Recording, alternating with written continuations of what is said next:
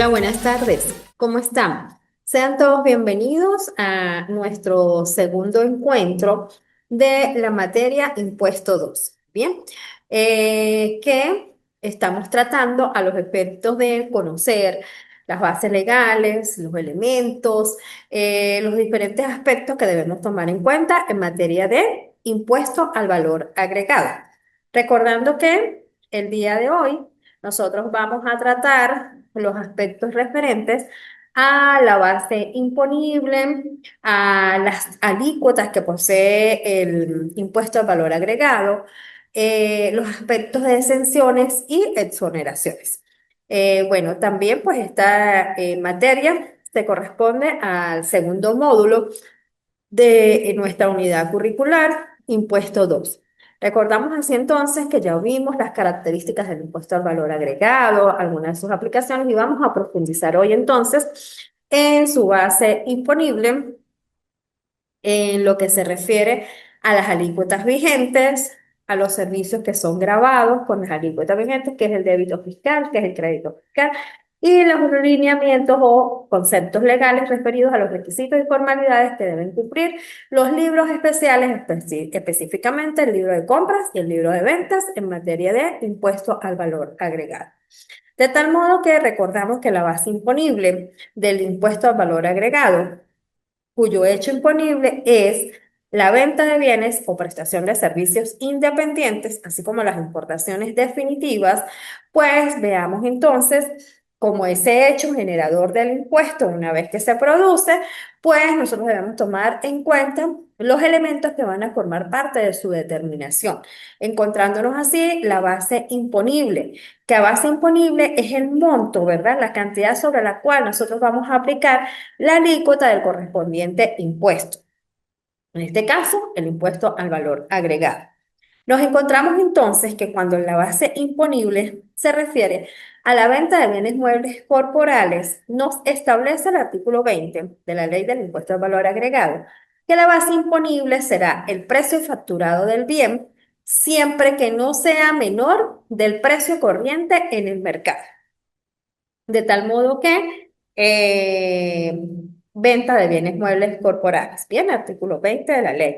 El precio facturado del bien siempre que no sea menor del precio corriente en el mercado. Y en la prestación de servicios independientes, el artículo 22 nos establece que será el precio total facturado a título de contraprestación, más las transferencias de bienes incluidos por esta contraprestación de servicios.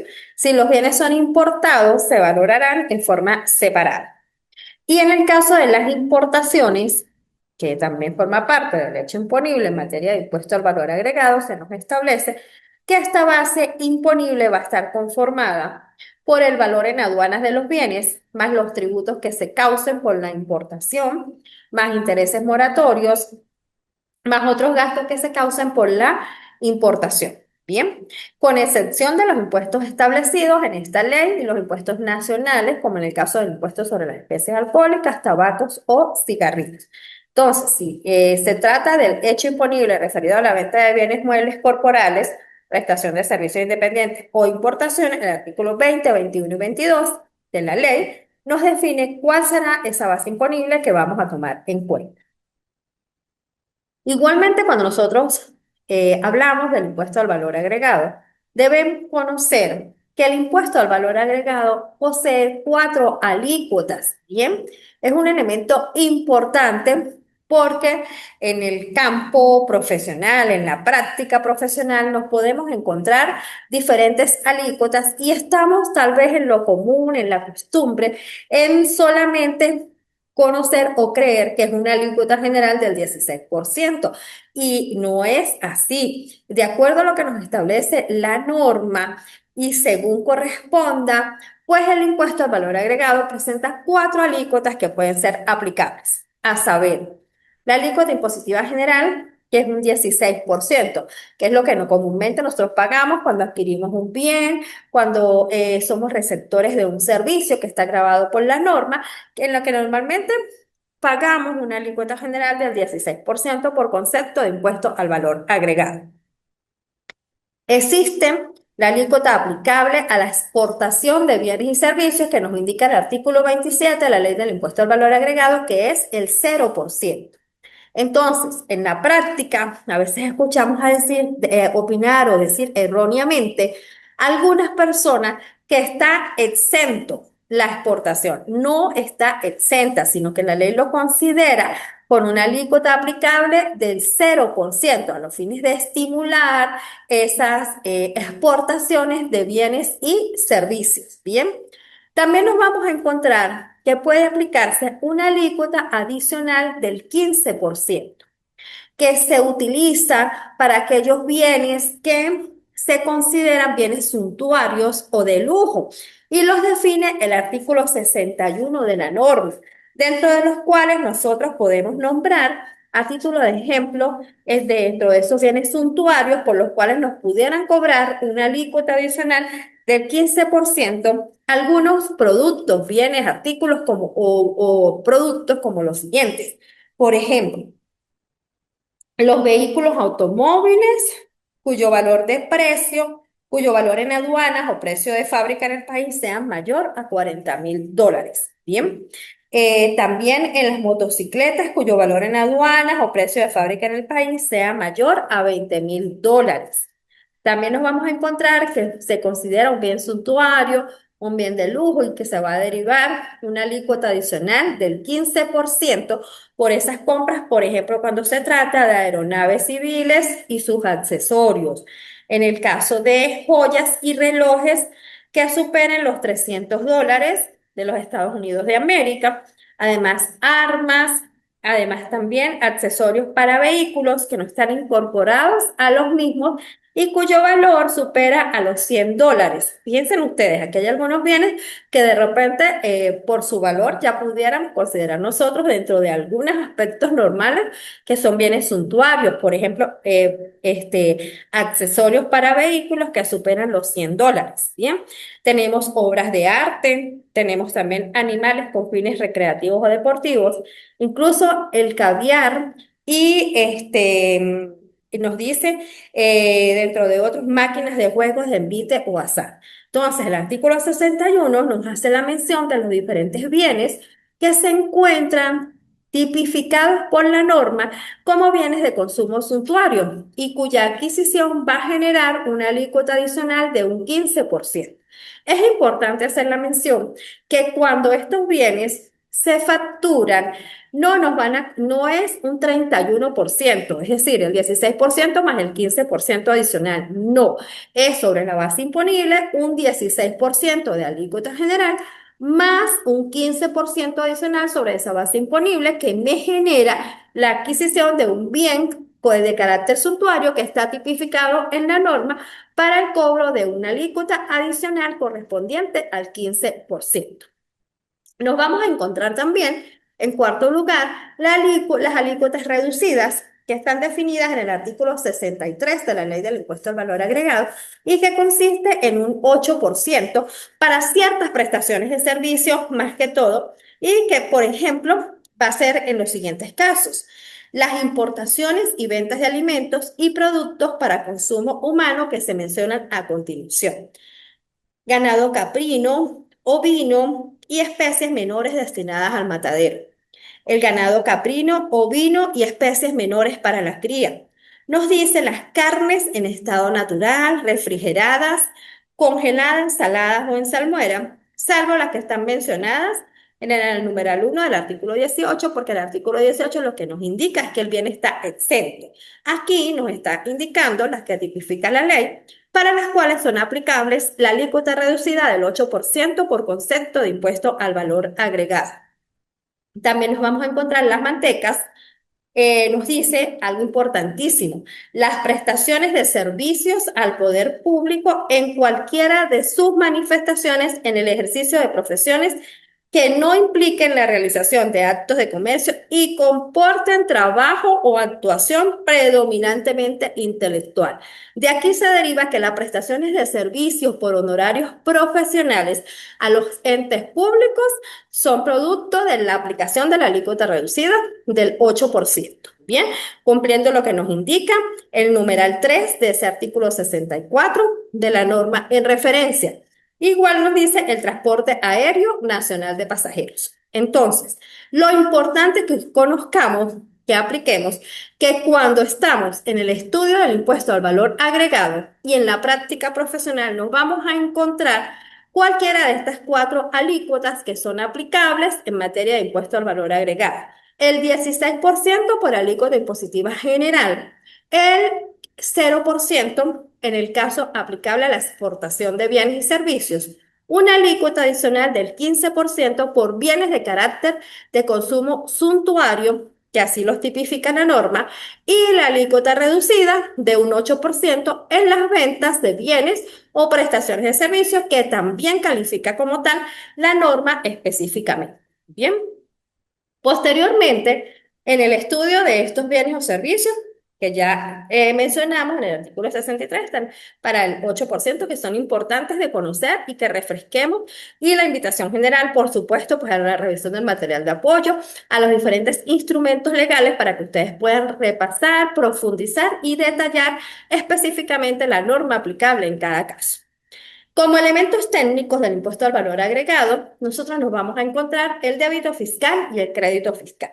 Bajo el concepto que el débito fiscal, de acuerdo al artículo 28 de la ley, es el IVA facturado por cada venta efectuada. Bien, es decir, es el IVA que cobra el vendedor cada vez que vende un bien o presta un servicio que está grabado por esta norma. Entonces, esa alícuota que aplica el resultado de esa alícuota sobre la base imponible va a ser un débito fiscal. Por ejemplo, vende una máquina en 100.000 bolívares. Esos 100.000 bolívares constituyen su base imponible cuando nosotros aplicamos la alícuota general del 16%. 100.000 por el 16% nos va a dar como resultado 16.000 bolívares de débito fiscal. Bien, entonces el IVA facturado por cada venta efectuada. En la naturaleza del débito fiscal nos vamos a encontrar, según el artículo 29 y 30 de esta misma ley, que el débito fiscal deberá ser trasladado a los compradores de bienes o servicios grabados, quienes están obligados a soportarlo. Es decir, nosotros cuando lo adquirimos bienes que están grabados por la ley, sencillamente al momento de adquirirlos lo debemos soportar y pagar a ese vendedor, quien posteriormente lo va a enterar al Tesoro Nacional. El vendedor deberá indicar en la factura o documento equivalente el débito fiscal separado del precio. Es importante que cuando nosotros en materia de IVA, bastante nos vamos a encontrar en las doctrinas, en la jurisprudencia, en las normas, que en materia de facturación nos van a decir facturas o documentos equivalentes. Es importante recordar que todos los instrumentos jurídicos que manejamos hoy día en el ámbito tributario nacional en materia de facturación, cuando hacen mención a facturas o documentos equivalentes, se refieren en la parte de documentos equivalentes, por ejemplo, a las notas de débito, a las notas de crédito, a las órdenes de entrega o guías de despacho. Bien, por eso cuando ustedes lean las normas y vayan a aplicarlas, cuando les digan facturas y documentos equivalentes, nos estamos refiriendo en esos documentos equivalentes a los que acabamos de mencionar. Entonces, el vendedor deberá indicar en la factura o documento equivalente el débito fiscal separado del precio. Es decir, el débito fiscal separado del precio es la base imponible y luego a esa base imponible mostramos de forma separada el monto del impuesto al valor agregado. Incluso nos indican las normas en materia de facturación que debe indicarse al lado del impuesto y de la base imponible en los porcentajes, la alícuota que estamos aplicando 2 veces, nos dice.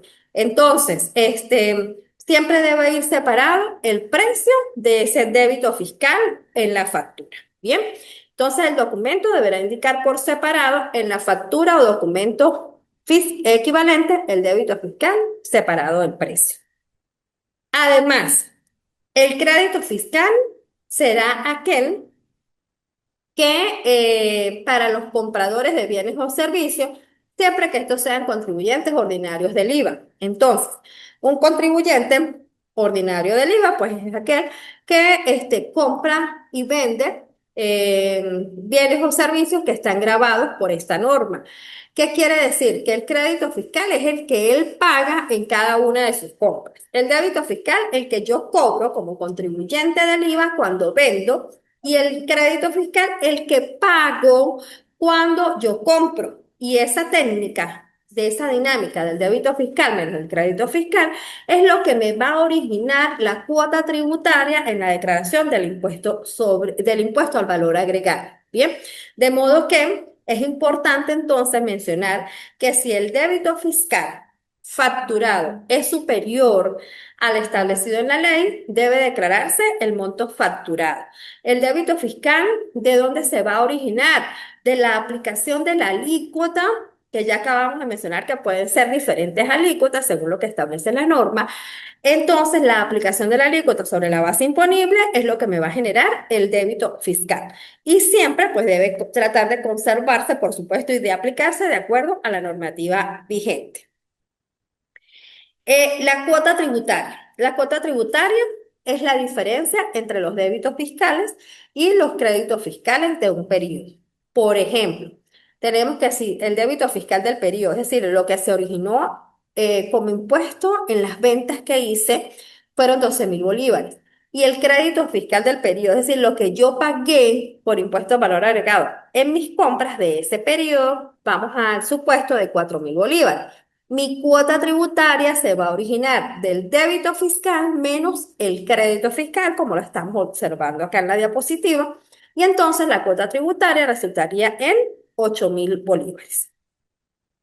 Cuando se presenta el escenario que los créditos fiscales son mayores a los débitos fiscales, el resultado de ese mes va a ser un excedente de crédito fiscal para el mes siguiente. Eso quiere decir que yo compré más de lo que vendí y entonces el impuesto que pagué por las compras es superior al impuesto que cobré por las ventas y por lo tanto, al restar el débito fiscal menos el crédito fiscal, lo que se me va a generar es un excedente de crédito fiscal que la norma me permite trasladármelo al mes siguiente de esa declaración. Bien, eso lo vamos a encontrar en el artículo 38 de la Ley del Impuesto al Valor Agregado.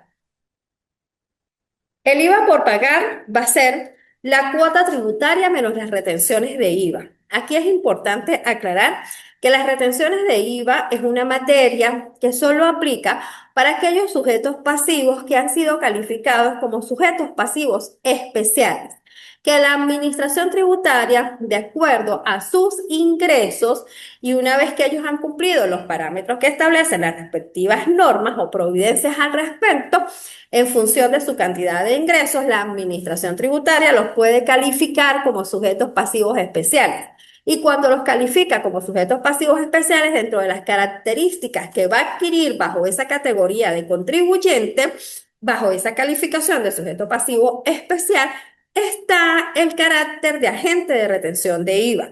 Entonces, en el caso de las declaraciones de los sujetos pasivos especiales, ese IVA por pagar va a ser la cuota tributaria a la cual le vamos a restar las retenciones de impuesto al valor agregado del mes y entonces allí se va a originar el impuesto a pagar. Bien, en los demás casos que no sea sujeto pasivo especial, pues la cuota tributaria va a ser la determinación de los débitos fiscales menos los créditos fiscales. Es importante que nosotros recordemos la diferenciación que existe cuando un sujeto pasivo es calificado por la administración tributaria como sujeto pasivo especial. Y como su nombre lo dice, le va a trasladar o se le van a derivar una serie de obligaciones tributarias y de deberes formales diferentes a la de aquellos contribuyentes que no han sido calificados como sujetos pasivos especiales. Resaltando que en materia de declaración de impuesto al valor agregado, específicamente van a formar parte las retenciones de impuesto al valor agregado que haya podido realizar durante un mes un sujeto pasivo especial. ¿Cuál va a ser el periodo impositivo y la declaración del impuesto al valor agregado? Bueno, de acuerdo a lo que nos establece el artículo 32 y 47 de la ley y 60 del reglamento, este impuesto será determinado por periodos de imposición de un mes calendario. Entonces, aquí también volvemos a diferenciar. Si se trata de un sujeto pasivo que no ha sido calificado por la Administración Tributaria Nacional, por el CNIA, como sujeto pasivo especial, entonces su determinación para el periodo de la declaración va a ser mensual. Pero si se trata de un sujeto pasivo especial que tiene la calificación por parte de la Administración Tributaria como sujeto pasivo especial, su periodo de declaración va a ser quincenal. Bien, entonces es importante que dentro de la práctica profesional se manejen las diferenciaciones, los conceptos, las bases legales para que, de acuerdo a las características, en este caso, de la calificación de sujeto pasivo especial o no, ustedes puedan aplicar correctamente, por ejemplo, en los plazos de vencimiento de ciertas obligaciones tributarias. Además, aquí tenemos entonces, la declaración debe ser presentada dentro de los 15 días continuos a la culminación del periodo, cuando no han sido calificados sujetos pasivos especiales, que su periodo es mensual. Terminado el mes, tenemos los 15 días siguientes para hacer la declaración del mes correspondiente. Y cuando ha sido calificado como sujeto pasivo especial, concluida la quincena, el calendario de sujetos pasivos especiales le indicará, de acuerdo a su último dígito de RIF, cuando le corresponde declarar cada quincena a efectos del impuesto al valor agregado. Los contribuyentes especiales se rigen por un calendario de contribuyentes especiales que se publica cada año en una gaceta oficial y que trae desglosado para las diferentes obligaciones tributarias por número de RIF la fecha de vencimiento de sus obligaciones tributarias. Pero en materia de impuesto al valor agregado, la determinación del impuesto va a ser con periodos quincenales. Los aspectos relevantes de los deberes aplicables a los sujetos pasivos nos vamos a encontrar dentro de los deberes formales que tienen todos los contribuyentes, el Código Orgánico Tributario, que indica a partir de su artículo 99 los deberes formales. Cabe destacar entonces para esta materia lo que se refiere a registros, a la facturación, a llevar los libros, a presentar las declaraciones y a cumplir además con las obligaciones que se le asignen por ser agente de retención o por ser agente de percepción. ¿Cuáles registros? Bueno, en principio el registro de información fiscal, por ejemplo, siempre sabemos que es el punto de partida ante la administración tributaria, ¿verdad? El registro de información fiscal. Facturación. Sabemos que es un deber formal para los contribuyentes del impuesto sobre la renta, para los contribuyentes del impuesto al valor agregado, y que existen diferentes normas que van a establecernos los parámetros que se tienen que cumplir en materia de facturación, que específicamente para los sujetos pasivos contribuyentes del impuesto al valor agregado deben conocer que la emisión de sus facturas o documentos equivalentes se norma a través de, hoy día, actualmente, de la Providencia Administrativa 0071, publicada en fecha 8 de noviembre del año 2011, que contiene los requisitos y formalidades para la emisión de facturas. Bien, adicionalmente, por ejemplo, es importante estudiar en el campo de la facturación para los contribuyentes del IVA cuáles son los obligados a la utilización de máquina fiscal y los deberes formales que se me originan también como usuario de máquina fiscal. Bien, es importante conocer que hoy día esa Providencia 0071 me indica que existen tres medios de facturación permitidas, que son los formatos, las formas libres o las máquinas fiscales. Siendo los formatos aquella facturación que nos encontramos en forma de talonario para llenar de manera manual. Las formas libres, aquellas que se facturan a través de un sistema informático, y las máquinas fiscales.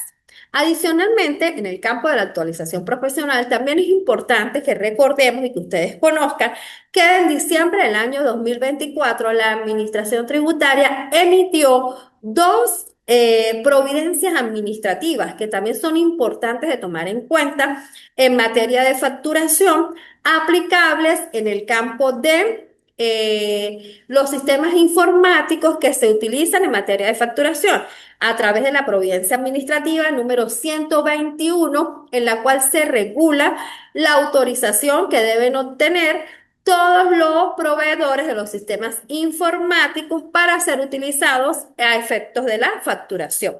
Y la providencia administrativa número 102, que trae lo pertinente o lo concerniente en materia de facturación digital.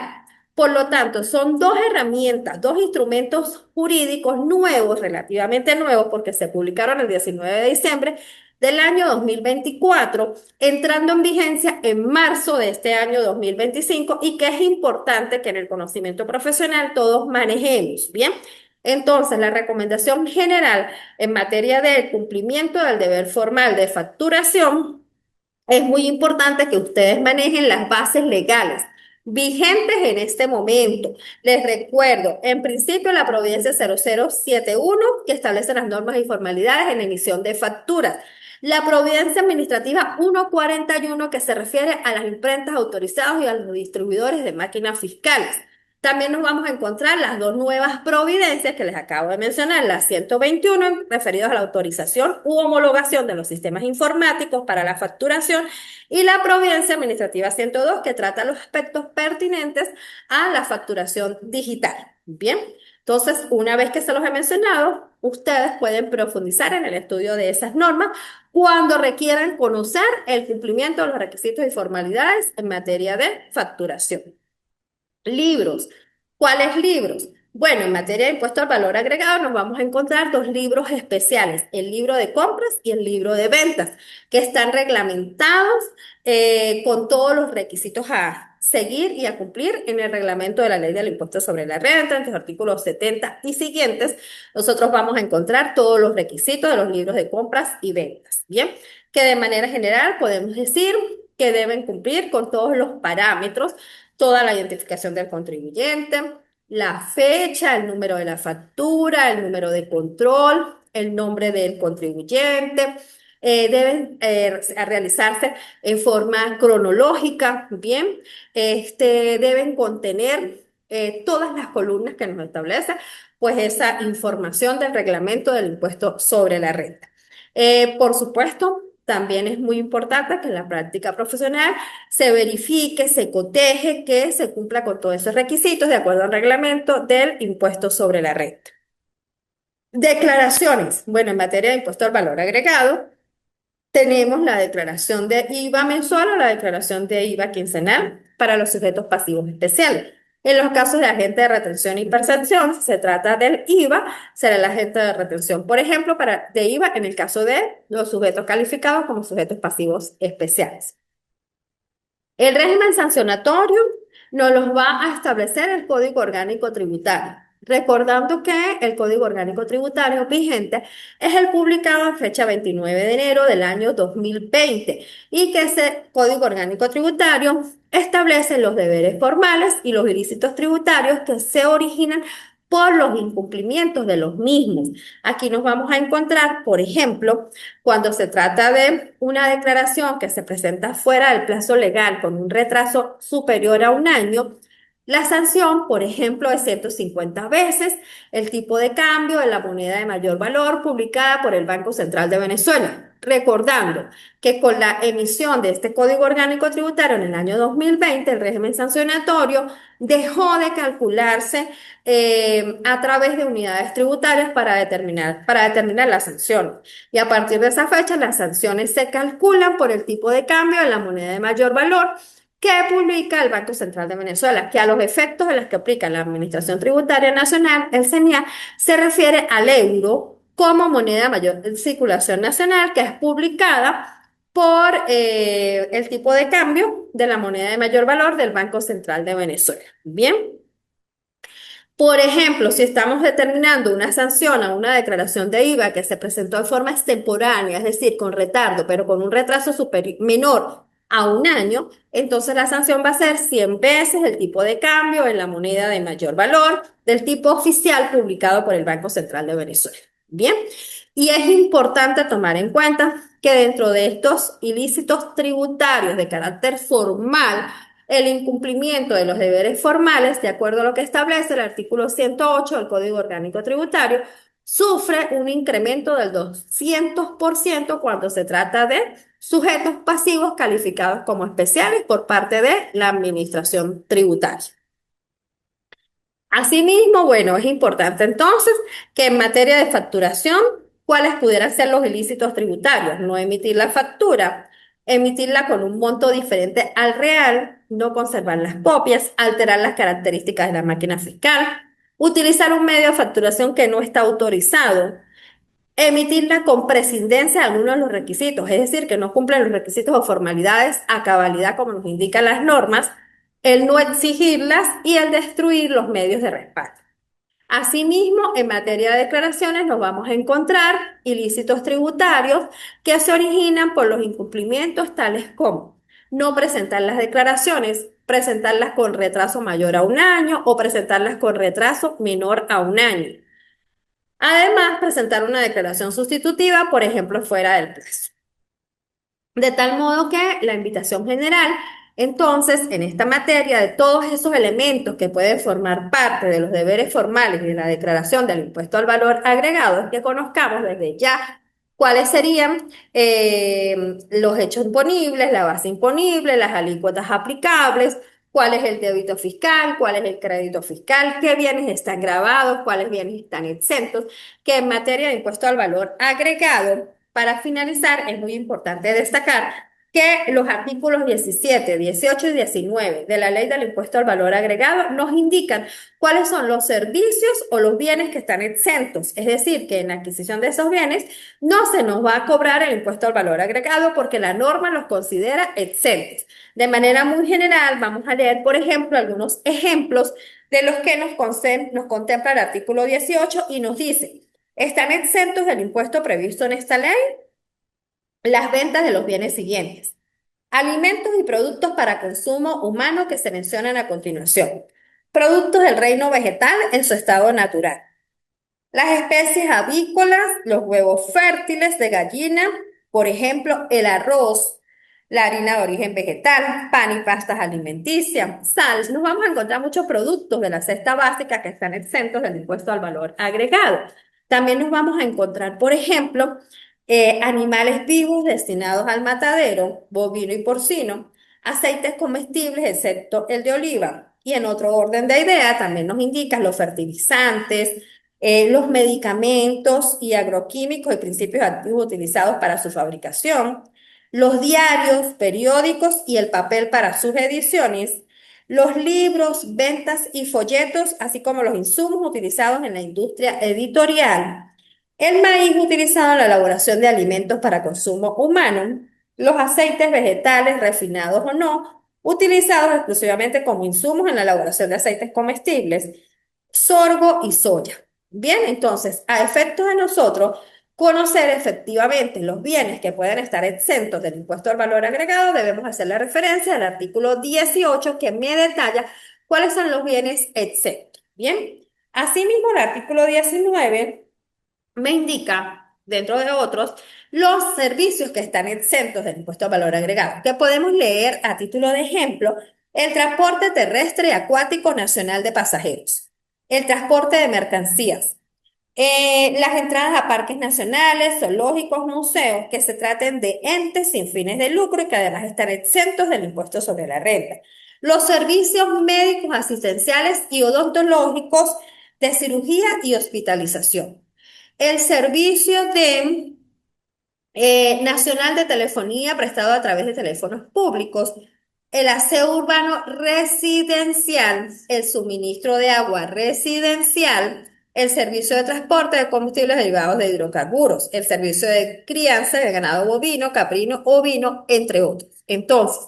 cuando nosotros querramos verificar si un bien está grabado, si un servicio está grabado o si un bien está exento o el servicio que estoy prestando o que estoy recibiendo está exento del impuesto al valor agregado, debemos dirigirnos entonces a las bases legales correspondientes, que son los artículos 17, 18 y 19 de la Ley del Impuesto al Valor Agregado. Por último, es importante recordar que esto que se encuentra exento es porque lo trae el mismo cuerpo contenido de la norma, ¿bien? Que es diferente hablar de una exención a una exoneración. Recordemos que las exenciones vienen a ser la dispensa total o parcial del cumplimiento del pago de un tributo que viene destinado o que viene tipificado o definido a través de la ley respectiva. Y una exoneración viene a ser también la dispensa total o parcial del cumplimiento del pago de un tributo, pero que se emite a través de un decreto de exoneración que autoriza el Ejecutivo Nacional.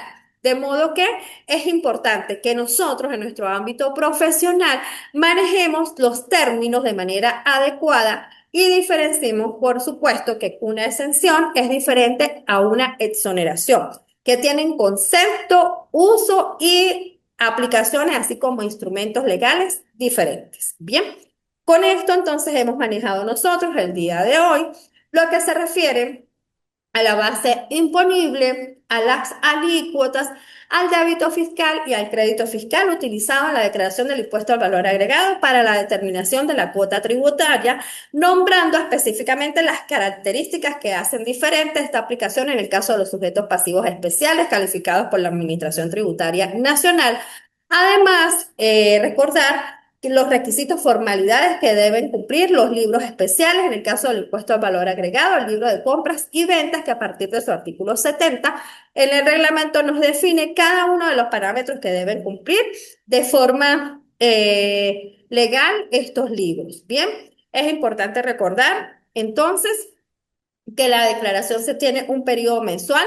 En el caso de los sujetos pasivos que no han sido calificados como especiales y un periodo quincenal en los casos de los sujetos pasivos especiales y que a efectos de conocer los bienes, productos, servicios que están exentos debemos referirnos a los artículos 17, 18 y 19 de la ley del impuesto al valor agregado. Entonces, agradecida por su atención, les exhorto nuevamente al cumplimiento de las actividades a través de nuestra aula virtual, las cuales ya se encuentran dispuestas para el plazo oportuno de entrega de los mismos. Para cualquier duda, aporte, información que deseen obtener, también les invito al uso de la plataforma de la mensajería de texto que está dispuesta en nuestra aula de IETSI. Bueno, sin más a que hacer referencia, éxito, feliz tarde para todos, que estén muy bien.